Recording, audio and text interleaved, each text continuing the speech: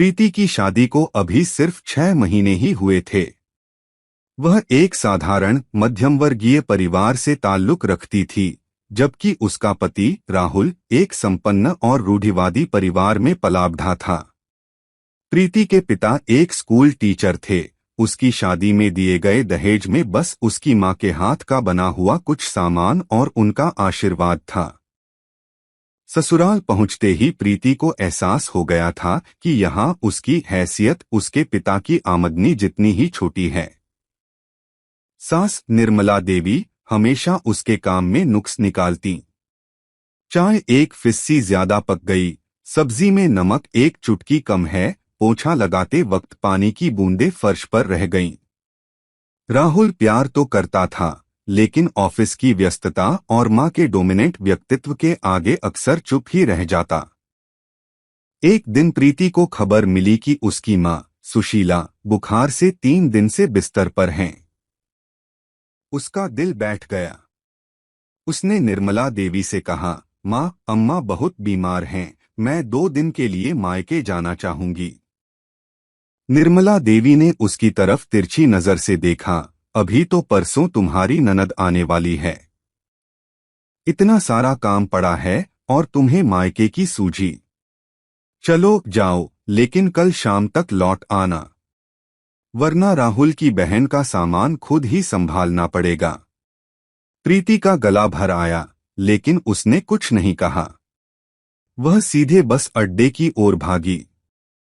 मायके पहुंचते ही उसकी आंखें नम हो गईं। छोटा सा मकान, लेकिन जहां की हवा में भी प्यार घुला था। उसके पिता ने दरवाजा खोला और उसे देखते ही उनके चेहरे पर चिंता की लकीरों के पीछे एक मुस्कान खिलाई। प्रीति सीधे कमरे में गई जहां उसकी मां कंबले में लिपटी सो रही थीं। उसने बिना एक पल गवाए अपना बैग रखा। पहले उसने मां के माथे पर हाथ रखा, फिर रसोई में जाकर देसी घी में तुलसी और काली मिर्च डालकर एक हर्बल चाय बनाई। उसने मां को धीरे से जगाया और प्यार से चाय पिलाई।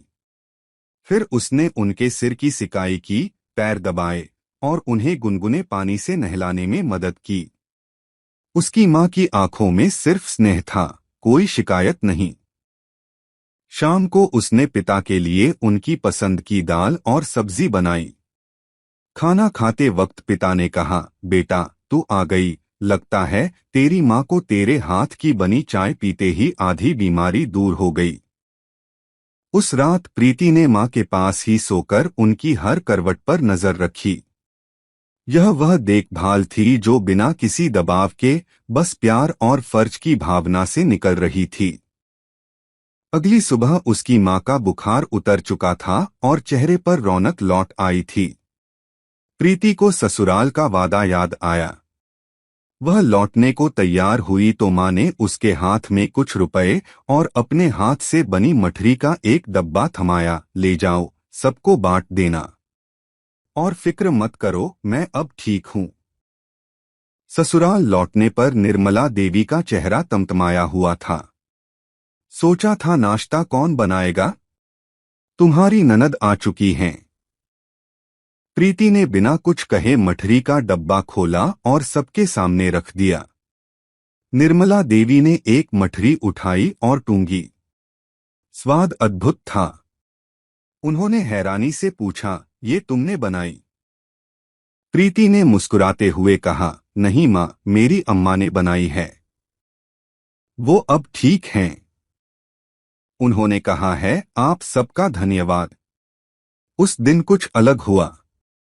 प्रीति की ननद ने उससे उसकी मां के बारे में पूछा, और फिर राहुल के कहने पर प्रीति ने वह हर्बल चाय बनाकर सबको पिलाई जो उसने अपनी मां के लिए बनाई थी।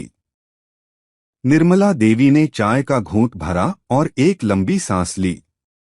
शायद पहली बार उन्होंने प्रीति को एक बहू की बजाय एक बेटी की तरह देखा, जिसका दिल 2 घरों के बीच बंटा हुआ है, लेकिन जिसका प्यार दोनों जगह बिना शर्त है। उस दिन के बाद सब कुछ नहीं बदला, लेकिन एक शुरुआत जरूर हुई, क्योंकि प्रीति ने समझ लिया था कि देखभाल का असली मतलब सिर्फ कर्तव्य निभाना नहीं, बल्कि वह स्नेह है जो एक बेटी अपनी माँ के लिए और एक बहू अपने नए परिवार के लिए महसूस करती है। और यही स्नेह धीरे धीरे दीवारों को पार करने की ताकत रखता है।